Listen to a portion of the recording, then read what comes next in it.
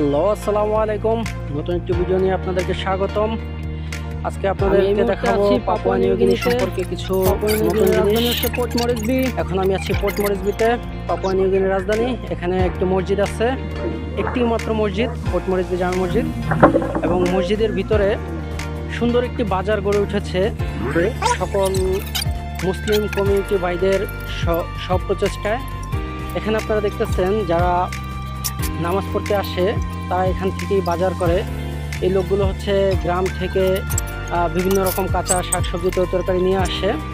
প্রতি শুক্রবারে এখানে একটি ছোট্ট একটি বাজার হয়, যেখানে আপনি কাঁচামরিচ, যত রকম শাকসবজি, বেগুন, আলু, তারপর হচ্ছে পেঁপে, কলা, লেবু, সকল প্রকার টমেটো সহ সব কিছু পাবেন। এবং আমি অত্যন্ত প্রচার করেছেন এবং চেষ্টা করেছেন ইসলামকে কিভাবে আরও ত্বরান্বিত করা যায় এবং